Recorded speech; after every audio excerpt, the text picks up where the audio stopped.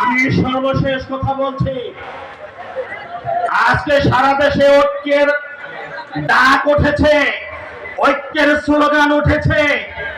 আমি বলতে চাই, আমাদের হক্কানি সিলসিলার যে সকল রাজনৈতিক দল আছে, বাংলাদেশ খেলাফত মজলিস,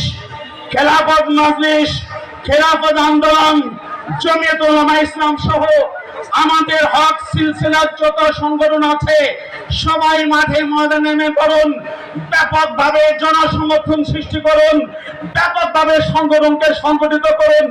আগামী নির্বাচনে আমরা কারোর সাথে ঐক্য করবো না, গোটা জাতি আমাদের সঙ্গে ঐক্য করতে বাধ্য হবে।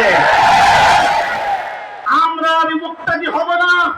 আগামীতে আলেমরা ইমাম হবে, মসজিদে ইমাম, খুতবা ইমাম, ইজ্জতে ইমাম, রাজনীতির ময়দানে আলেমরা ইমাম হবে।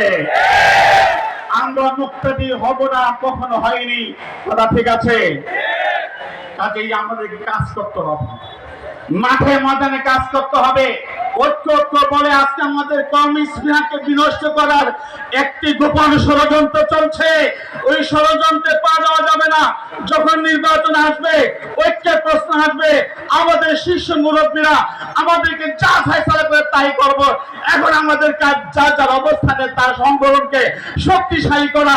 কথা একটাই, আমরা জাতির ইমাম হব, আমরা কারো মুক্তাদি হব না, মুক্তাদি হব না, মুক্তাদি হব না।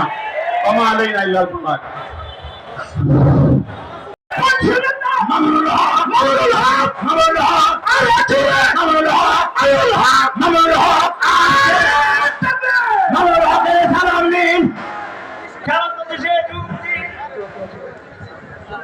السلام عليكم ورحمة الله وبركاته.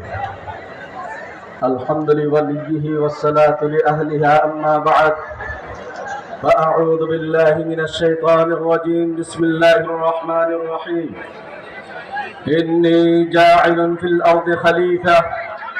قال سيدنا رسول الله صلى الله عليه وسلم: يد الله على الجماعة.